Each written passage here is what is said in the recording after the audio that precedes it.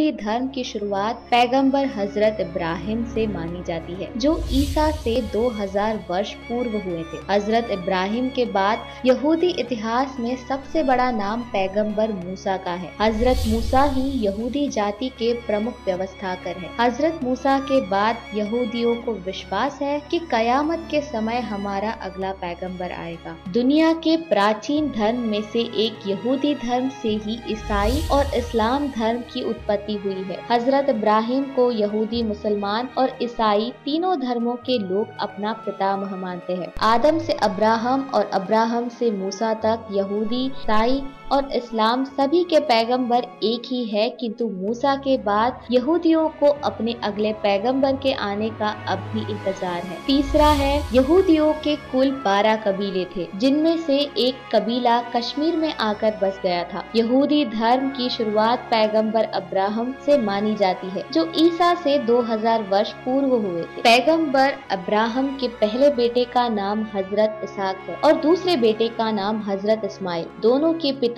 एक थे, किंतु माँ अलग अलग थी। हजरत इसहाक की माँ का नाम सारा था और हजरत इस्माइल की माँ हाजरा थी। पैगंबर अब्राहम के पोते का नाम हजरत याकूब था। याकूब का ही दूसरा नाम इजराइल था। याकूब ने ही यहूदियों की 12 जातियों को मिलाकर एक सम्मिलित राष्ट्र इजराइल बनाया था। याकूब के एक बेटे का नाम यहूदा था। यहूदा के नाम पर ही उसके वंशज यहूदी कहलाए और उनका धर्म यहूदी धर्म कहलाया। चौथा है, यहूदी अपने ईश्वर को यहवे या यहोवा कहते हैं। यहूदी मानते हैं कि सबसे पहले ये नाम ईश्वर ने हजरत मूसा को सुनाया था। ये शब्द ईसाइयों और यहूदियों के धर्म ग्रंथ बाइबल के पुराने नियम में कई बार आता है। यहूदियों की धर्म भाषा इब्रानी यानी हिब्रू और यहूदी धर्म ग्रंथ का नाम तनक है, जो इब्रानी भाषा में लिखा गया है। इसे तालमुद या तोरा भी कहते हैं। असल में ईसाइयों की बाइबल में इस धर्म ग्रंथ को शामिल करके